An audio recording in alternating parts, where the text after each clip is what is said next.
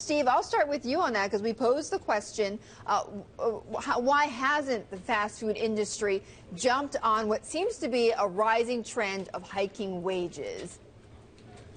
Well, Betty, I think it's important to state that Walmart and Target have the legal authority to raise their workers' pay to whatever level they want, anytime they want. I think the big distinction here is that franchisors, and in this case, you know, McDonald's, where all the attention has been focused, does not have that ability. It's the local, small, independent business owner that puts their own skin in the game that has the power to set wages, to hire, to fire. They process their own payroll.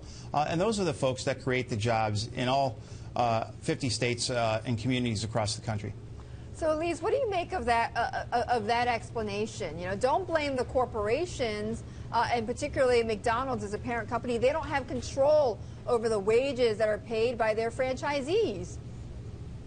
I think one of the things to keep in mind is just how low these low wages are. We think about the minimum wage back in 1968. In today's dollars, the minimum wage would be about $10 an hour.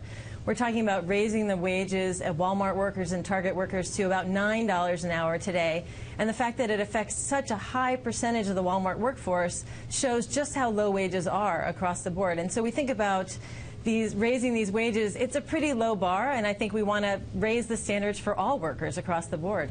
But Elise, you know, we've got this map here. I want to show both of I believe you both have monitors there where you're sitting, but I want to show it to our viewers as well.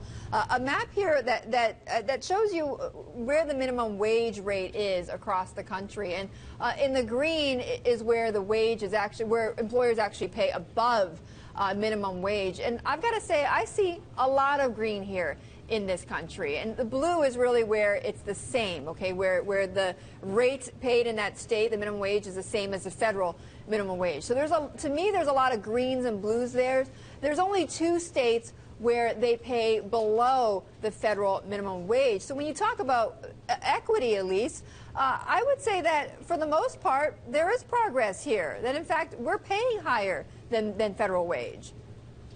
Yes, absolutely. I think that's great. I think a lot of states have seen the inaction at the federal level and have chosen to raise their wages for the people in their state because they know that the minimum wage at the federal level is just insufficient.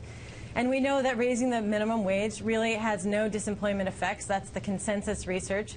And so raising those wages is absolutely a good thing for those workers and a good thing for the U.S. economy. Right, but then why pick on, you know, and Steve, you respond to this because then you feel like you say the franchisors are being picked on, though, when in fact many of them do pay above minimum wage.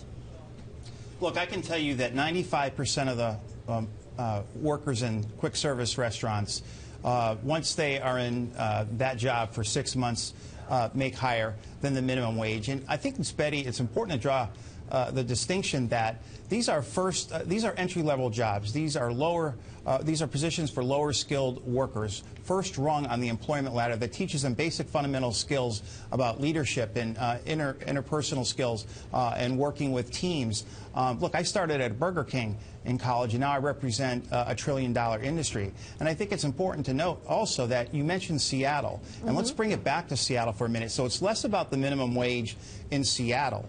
What we are concerned about in Seattle, while we filed a lawsuit in Seattle and we've appealed the judge's denial of a preliminary injunction, we're appealing to the U.S. Ninth Circuit Court of Appeals, is because they allow small businesses with under 500 employees, non-franchise businesses, 7 years to phase in. If you're a franchise business right next door, because you're affiliated with a national chain, you only get 3 years to phase in. So we believe it's blatantly discriminatory, which is why we filed a lawsuit. It creates an unlevel playing field for our franchisees. And so a 4-year distraction or distinction between independent and franchise restaurants could put a lot of these folks out of business. And that's why we filed a lawsuit there. We had to throw a marker down. Chicago considered the same thing and then pulled it out.